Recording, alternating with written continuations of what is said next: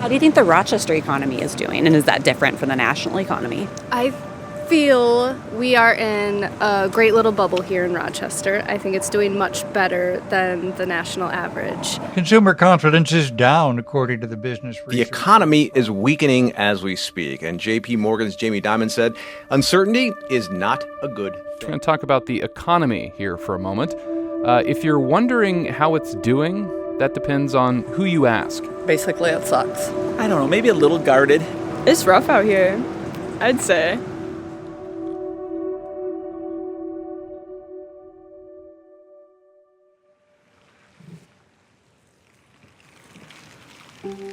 Downtown Rochester is in a transformation phase. Billions of dollars have been invested to develop the area into an international medical hub.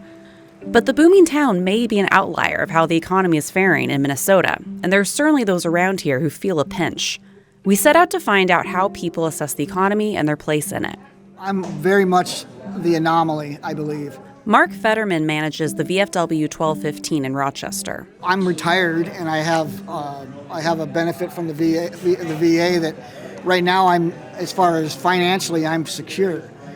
A lot of people are not like that, and we got a lot of people that are living paycheck to paycheck, and I would tell you that it's for the most part, I'd say the majority of people are living paycheck to paycheck, and it's because of the low wages, or you almost have to have two people in a household, two incomes, in order to support a house, especially in Rochester, Minnesota. Not so much maybe in some of these outlying areas where it's a little less expensive to work, but then you got to drive, so you got the wear and tear in your vehicle, you got the gas, you're basically just right back up where you were if you just lived in Minnesota. I don't know, growing up, it's just crazy how many things have changed in price since I was younger till now. And I'm only 19. There's definitely some economic headwinds for certain people throughout the country. I think Rochester City proper is somewhat protected because of the economic ties to large organizations like Mayo Clinic. But I think the greater Rochester area is probably feeling it more. We took a short drive from Highway 63 to take the temperature.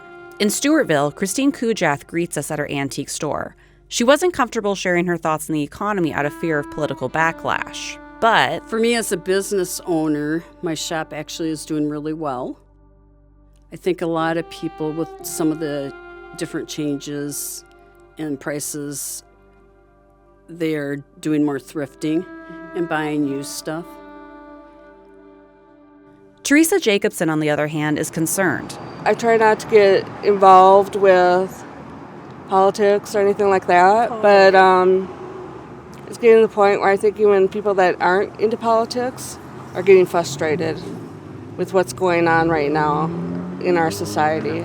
Is there anything you think that Minnesota lawmakers or anyone should be doing to improve the situation? I think the politicians know that there's this housing issue out there, so I think they'll continue to work on it. I don't know what they can do, but I'm hopeful there's some type of answers, yes. Back in downtown Rochester, Kevin Scanlon's biggest concern revolves around the next generation succeeding, given economic barriers, especially the housing market. Well, if you want my honest opinion. Yes, please. They need to focus more on the working class and not people who maybe don't have a citizenship at this point. Mm-hmm. I feel like that money is just getting poured out to people who probably haven't originated from Minnesota, so it's frustrating to a lot of people and myself. That was Jessica Matson. She's hearing from people struggling to pay medical bills and basic life expenses. I've definitely noticed a change in the grocery bills every month.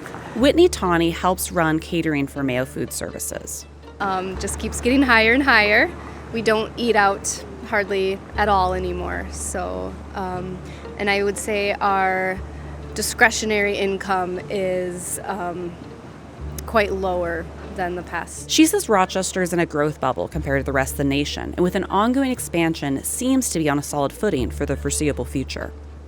We get a constant flurry of income with Mayo Clinic, and I don't see that stopping at any point.